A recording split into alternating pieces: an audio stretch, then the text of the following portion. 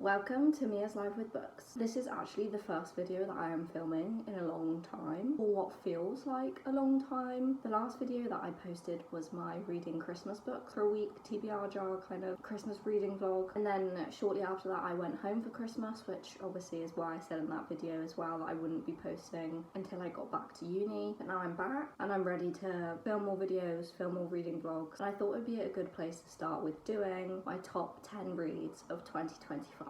I thought since we're kind of almost halfway through January already, which is crazy, there didn't feel like much point in doing a December wrap up, and I thought this would be a bit more fun. But if you did want to see a December wrap up or the books that I read in December, there is a reel on my bookstagram and it is also on TikTok on my booktok, both of which are Mia's Life with Books. I read 119 books in 2025, which I'm very happy with, very impressed with. I think that is the most that I have read in a year ever, as far as I'm aware. My reading goal was 75 books and I have gone with that reading goal again this year. I just think 75 is a good goal, and if I complete it and move past it like I did this year, that is just even better. But I think 75 is a good challenge to work towards, but it's not a number that I think is going to stress me out too much. I think it's very achievable, so that's why I've gone with that one. And also, out of the 119 books, I think it was something like 17%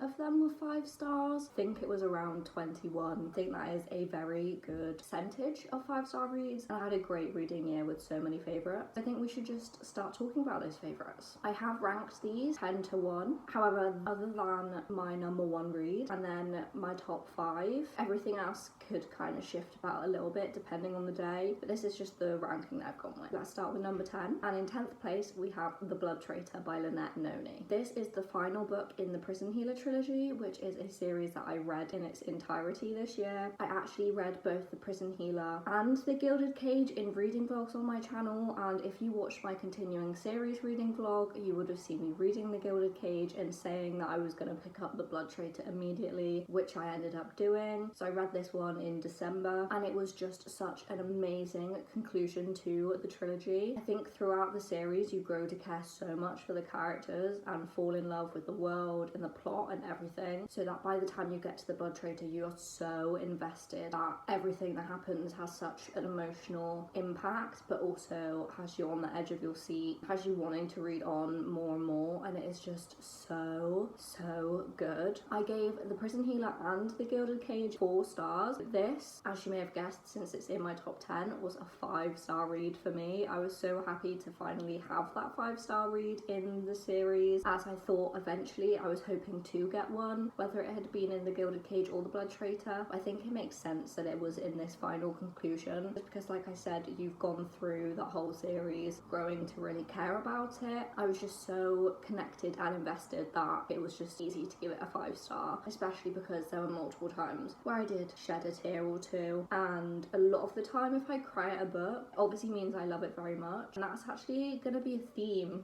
in this top 10 book. I think there might actually only be 3 books in this top 10 list that I didn't at least shed a tear with, so I don't know what that says about me. But anyway, I just think this was the perfect conclusion to the series. It wrapped everything up so nicely and I just loved every second of it, even if there were moments that were breaking my heart a little bit. And now this is a series that I will continue to recommend for the longest time. One of my favourite things about this series is the found family in it, and I already mentioned you grow to really care for the characters, but you also grow to care for their relationships with one another.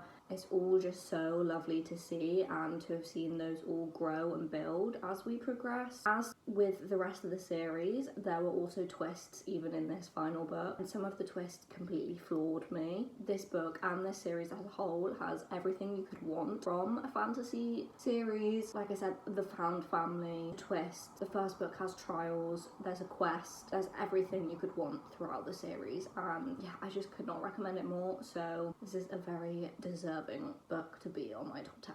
Then we have First Time Caller by B.K. Borison. This was the first B.K. Borison book that I had read, as I hadn't really had any interest in her books previously because I just didn't feel like I would click with them very well. But this one got so popular and so many people were raving about it. I just thought I had to give it a go, especially because it's got a really cute cover, it's gorgeous, and I got the Works edition which had the cute sprayed edges, which is the picture of Lucy and Aidan. So it was so cute, I just had to get it, and I'm so glad I did because this is one of my favourite romances of all time. Obviously, again, it was a 5-star. All of these books in this video are going to be a 5-star, and I am quite picky with my romances, especially if it is an author that I have not read previously. It can be very hard for me to find a romance that I have no complaints or issues with, even if they're like tiny little things that didn't really change my enjoyment. A lot of the time I find romances are kind of in that 4-star area, but this one was just so good. Again, I felt really connected to the characters. There was just something about Lucy that was so relatable, and obviously I am not like a 30-year-old single mum, obviously I'm not, but there was still something about her character that just connected you to her anyway. Even if you can't directly relate to the specific situation, I feel like her as a character and her personality was easy to connect and relate to. And I loved the setup of this book as well, just the whole fact of the kind of radio show. I just think that was so much fun to explore and felt quite new and unique and different to anything that I had read before. I also really enjoyed the focus on the family relationship and dynamic between Lucy and her daughter, and also her daughter's dad and his partner. That dynamic was fun to see as well, and very heartwarming and wholesome. And Lucy and Aidan's dynamic as well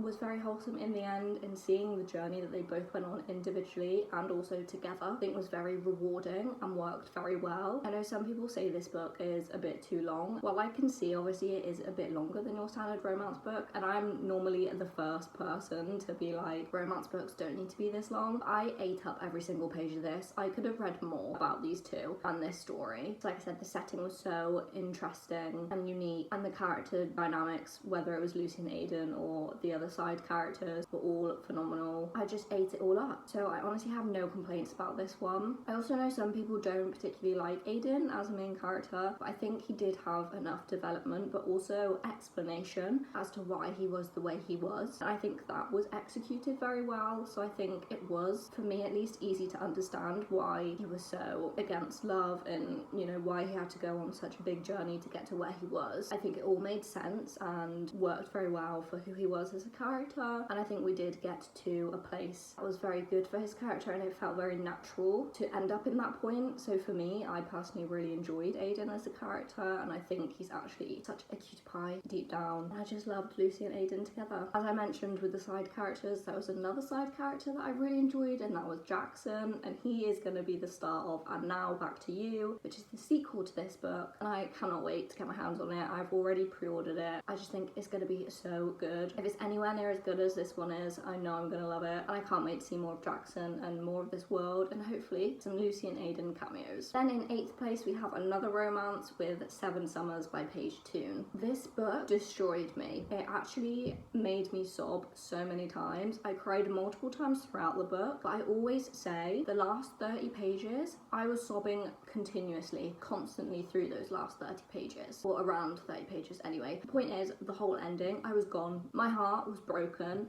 I literally have pictures of me just sobbing because I was so connected to the story again, and it was just a very emotional and hard-hitting story at points because it had a lot of depth to it, which I think is why I enjoyed this one so much, because it was a bit more than just your cutesy happy summer romance. There was a lot more going on with it, and a lot more difficult things that our characters had to go through. For example, it battles a lot with grief pretty much from the beginning of the book, and I just think it was done so beautifully that it really impacted me emotionally to the point where I was, like I said, sobbing multiple times. And I think this book is really interesting because it's almost like a love triangle situation, except it's split into the past and present. We kind of see this relationship building across multiple summers, but we also have the present where we're seeing a new relationship being built. And the thing is, both relationships were so beautiful, and I was kind of equally invested with both relationships, although I think obviously where the story had gone, the past relationship kind of highlighted more flaws, because obviously it was telling a story of where we got to the point in the present where our character was prepared to move on from that, but you could still see the chemistry and the love that these characters had for each other. And I just think both couples had, like I said, such chemistry and a journey that just kind of hooked you with both. And I cared about both men a lot, as well as our female main character. I do need to send page 2 in my therapy bills because, like I said, the ending, not good. Well,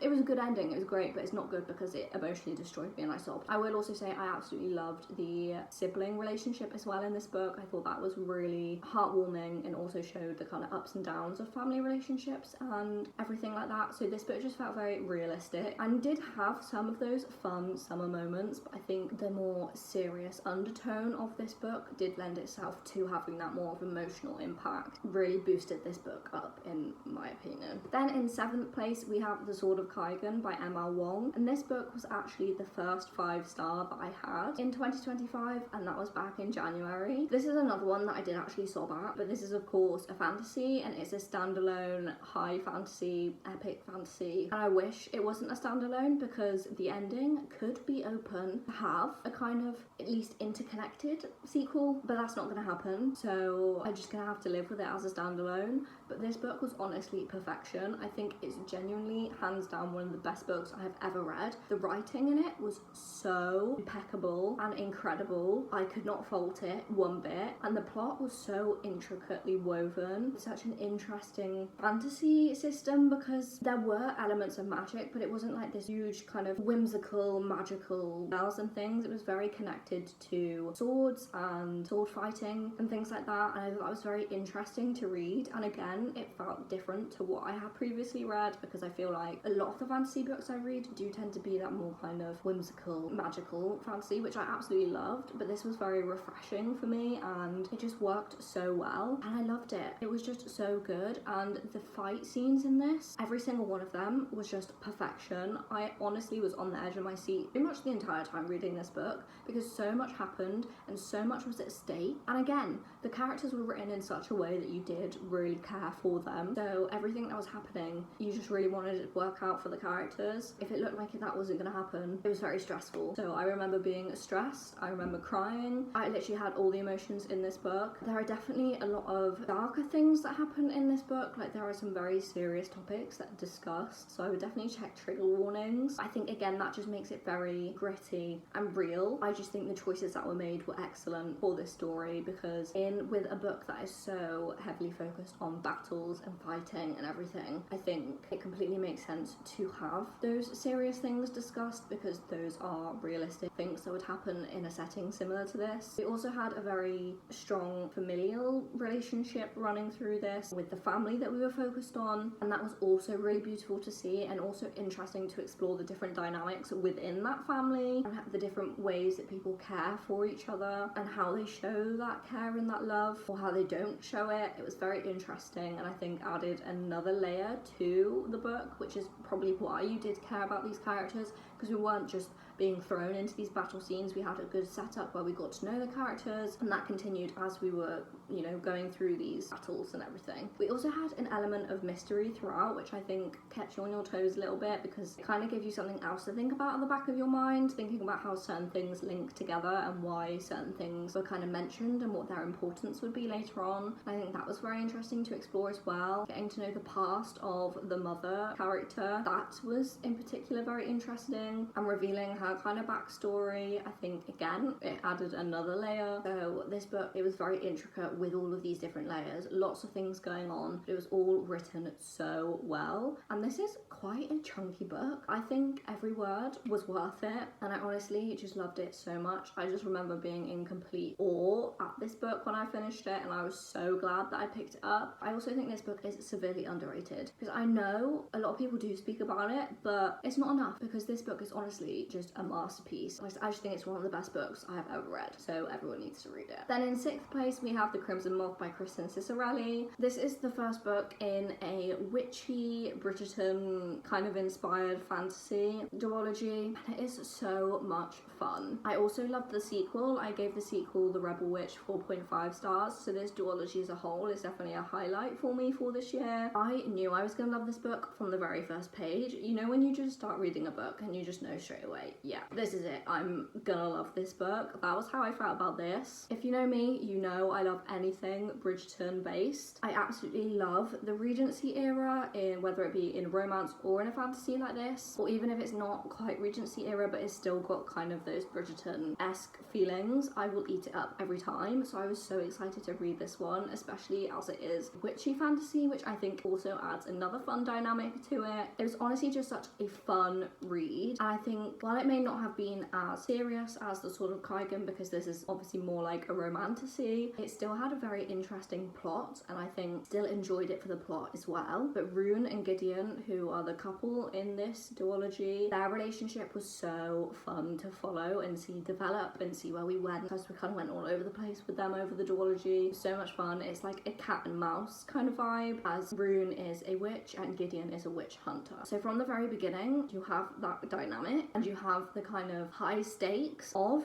these witches being outlawed and everything. So although it is a fun romantasy, we still do have those high stakes. It's just not in like the same way as the Sword of Kaigan was high stakes. I think this book executed what it was supposed to execute in a perfect way. I just ate it up. I enjoyed it so much. I just keep saying it's so much fun because I did have so much fun with this, but it also shocked me at times. It also made me emotional. I was still super invested in it. I was still needing to know what was happening. It still had me on the edge of my seat at times. I was still worried about characters, about what was going to happen next. And the way this book ended, I needed The Rebel Witch immediately, but at the time I was reading it, it wasn't quite out yet. But as soon as I got my hands on a copy, I snatched it up because I just needed to continue in this world with these characters. I also think the witchy side of this was so interesting. The way they cast their spells is using blood. It's like blood magic, but I thought it was very interesting that Rune uses her menstruation blood, her period blood, to do these spells. I thought that was fascinating, as I hadn't really seen that before, and I think usually things like periods aren't even mentioned, so the fact that it kind of had a big role in the story and the magic I thought was very refreshing to see. I really enjoyed that aspect of it, and I think the different facets of the witch's magic was very interesting to explore, and I think we did get a bit more of that in the sequel as well, which was interesting to develop further. But yeah, honestly, this book, like I said, so much fun. I loved every second of it, and I think this is one of the perfect examples of showcasing what I love in a fantasy. Now we're getting into my top 5, and in 5th place we have Wild Reverence by Rebecca Ross, which I actually read again in December. So that's 2 books from December that have wormed their way into this top 10, and oh my god, this book is beautiful. I think this is one of the most beautiful books that I have read. Rebecca Ross has such lyrical, gorgeous writing that every word that is written, I will just look at it and be in awe, because it just really does have that essence of beauty, and also it kind of feels like magic is kind of woven into her words, not necessarily in the whimsical sense like I would say with Stephanie Garber, but it's like more so magical just because of how stunning the words are, if that makes sense. And yeah, everything about this book was just so beautiful, and I have not stopped thinking about it since I started reading it. When I was reading it, it was all I was thinking about. As soon as I finished it, I couldn't stop thinking about it. This is one that my mind keeps going back to, and I am obsessed with it. I am obsessed with our characters. Matilda is such an interesting character to follow. She's very strong, and she definitely goes on a journey in her role as a goddess, as the messenger of the gods. I thought it was very interesting how she could move between all 3 of the worlds, the mortal world, the underworld, and the upper world. I feel like it's not actually called that, I don't know, but that was very interesting. She's just such a lovely character. She's just very likable, and it was so easy to care for her, and I think there's a lot of interesting things go on with her magic and her role in the gods and everything. You really get a development on that throughout, as well as development on her personal character, which I suppose kind of also reflects her magic as well. There's a lot of interesting things about dreams in here, and about life and death. Like, there's a lot going on, and every god that is mentioned has their own different power as well. Like Bade, one of my favourite characters in this book, is the god of war. They all have different kind of things, I guess, that they own, and that's where their magic is like centered around, what their power is centered on. And I also find it fascinating how those magics and powers get transitioned from one god to another. The way that people can steal other gods' magic was very fascinating, and I very much enjoyed finding out more about the gods and everything. This is a prequel to the Letters of Enchantment duology, which I absolutely loved, and you heard a lot about Dacre and Enver in that, so learning more about them and also just the gods in general, getting more of an insight into the history of the gods, into the history of Dacre and Enver, and seeing those links between Wild Reverence and Letters of Enchantment duology. It all worked so well together, and I think was so clever the way that Rebecca Ross kind of weaved it all together. And it was just, yeah, it was so fascinating, but also really fun to find out about the gods. And I think the storyline of this was also very beautiful. I enjoyed seeing the relationship that we had, and also, again, there was a lot of kind of battle scenes that had my heart in my throat. I honestly, again, cried quite a bit in this book as well. So it was just very beautiful, emotional, and amazing. And again, it has a very, I would say, intricate plot. I think it's very cleverly written and, like I said, cleverly woven together with the connections to the Letters of Enchantment duology, but also just in the plot in Wild Reverence itself is very cleverly connected, and things were revealed with different twists and, you know, just different plot points that all made sense and kind of came together very seamlessly, and again with such beautiful writing. I just cannot comprehend how beautiful this book is. I don't know how Rebecca Ross writes this beautifully, because it is honestly just stunning. If I wanted to write, I'd want to write like Rebecca Ross. Then in fourth place we have One True Loves by Taylor Jenkins Reid. This is another book that I sobbed at. I sobbed at this one again multiple times throughout this book, and I actually feel like this is one of the books that actually changed me. It honestly had a big impact on me, and I felt very, very connected to it. And I think, yeah, it definitely changed my mindset and my outlook on a lot of things, and it felt like a turning point almost. It's definitely one of those books that has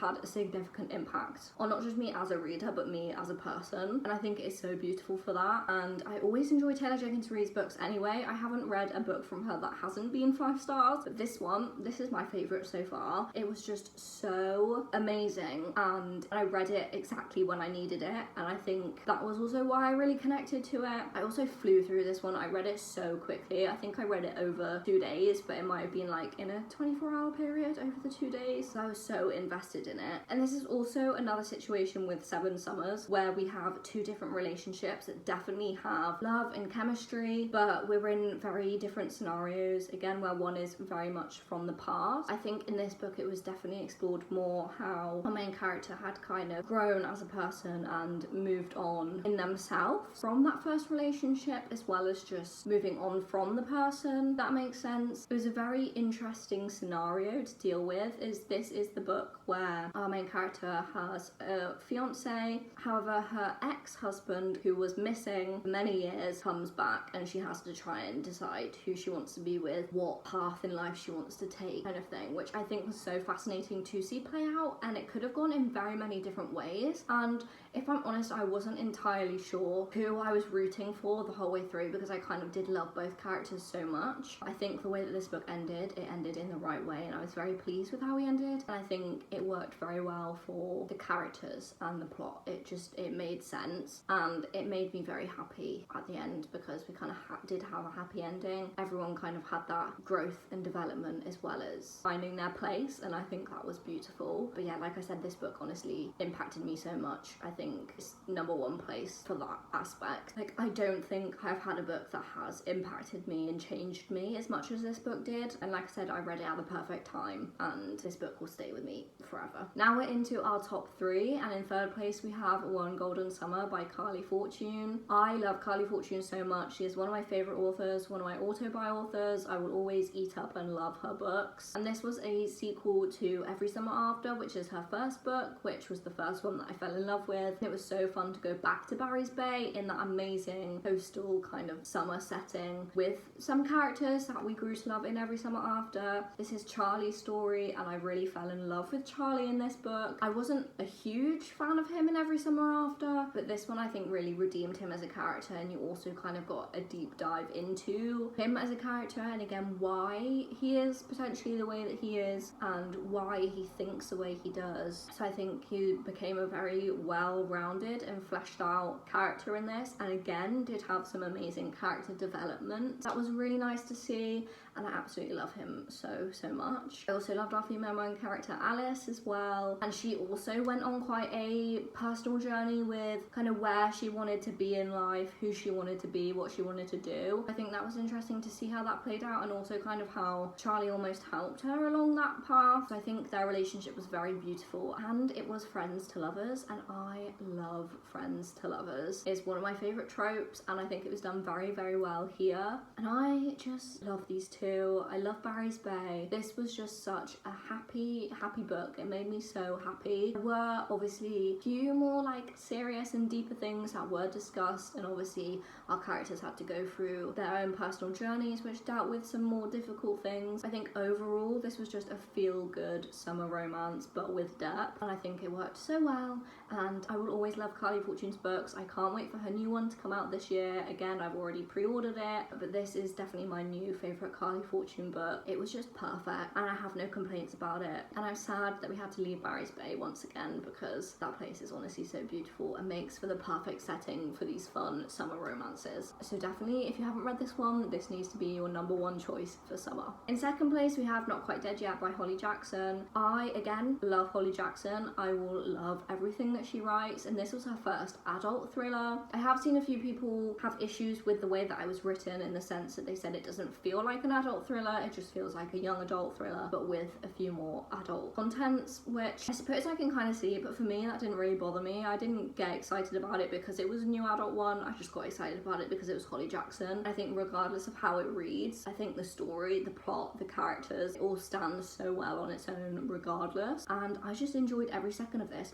And I also cried at this one. A thriller. I know, I cried at thriller. I know I cry easily at books, but crying at thriller is something else. So I think that just shows that Holly Jackson really knows how to write characters. I feel like sometimes in thrillers, characters and character development can kind of take a bit of a backseat. You don't necessarily always feel crazily connected to characters in thrillers. I mean, you might do to the point where you kind of care what happens to them, but not to the extent that I felt in Not Quite Dead Yet. Not to the point I don't often cry at things that happen and thrillers with characters, but this, it got me good, and I'm still kind of annoyed at Holly Jackson for it because she didn't need to make it that painful. I think even just the basis of this plot is so unique. The fact that she's solving her own murder is so interesting, and the fact we have kind of 7-day timer countdown kind of thing going on, that she's only got these 7 days to live, it adds another sense of urgency to the plot and makes everything seem a lot more important, and all the small details seem to be a much more bigger deal, and it's like we kind of need to, we have got that extra pressure to work through everything. So I really enjoyed that aspect of it because I felt like I was flying through the book because it was like, oh, we don't have much time. Do you know what I mean? But I think even though it was in a shorter time frame, it worked very well with the plot. Like, it was all fleshed out enough and we had enough time to explore everything that we needed to explore, and I just think it was so good. I said that about pretty much all of these books, but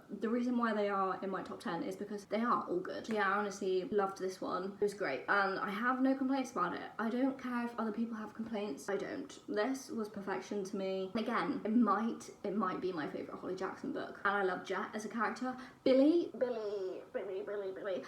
is one of my favourite characters. He's just so sweet and wholesome, and I think we all need a Billy in our lives. And you all need Not Quite Dead Yet in your lives, so pick it up if you haven't already. Last but not least, we have our #1 spot, my favourite book of 2025. And if you follow me on other social media, this isn't going to come as a surprise to you, as I have spoken about it a lot in my short form content. And this is a book that I read back in May, and it is The Night in the Moth by Rachel Gillig. Rachel Gillig, one of my favourite authors. in 2024, my favourite book of the year was Two Twisted Crowns, and my second favourite book of the year was One Dark Window. That duology completely stole 2024. The Night and the Moth has stolen the spotlight on 2025. This flew to the top of my list when I read it, and it stayed there very strongly for the rest of the year. This book is just, again, perfection. I love the gothic fantasy of Rachel Gillig's writing. I think it is very beautiful writing, and it is very atmospheric and creates such a fun gothic atmosphere. It can be dark and mysterious and have a lot of different things going on, but it's such an interesting atmosphere to be kind of involved in, and it does really hook you and pull you into the story. I also think the characters in this book were done so well. The Gargoyle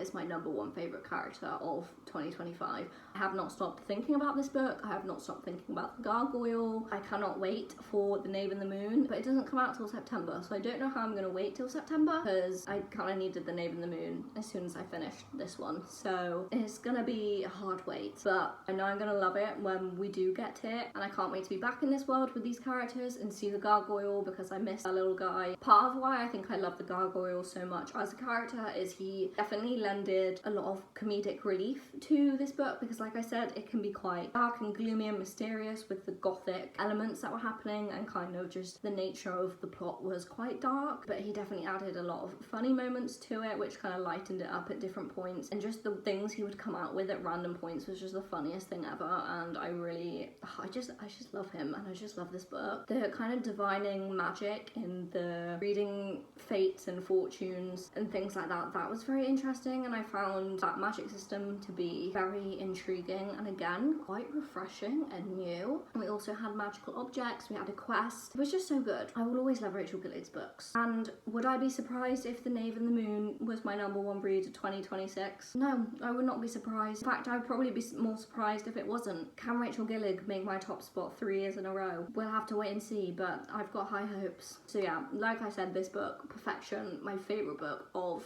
2025, my favourite book of all time. I just love it. So good. I cannot recommend it enough. Okay, so those were my top 10 reads of 2025. If you want more in-depth reviews, they are all on my Goodreads, which is Mia's Life with Books, but with 2 S's at the end. I just had so much fun yapping about my favourite reads of 2025, and I hope it maybe persuaded you to pick some of them up, because I could not recommend them all enough. They're all such amazing reads that I hope you'll fall in love with just as much as I fell in love with them. If you enjoyed this video, please do leave it a like and comment below. You can comment what your favourite read of 2025 was. And if you want to see more videos like this, please do subscribe. It would mean the world to me. And hopefully I will see you in the next video.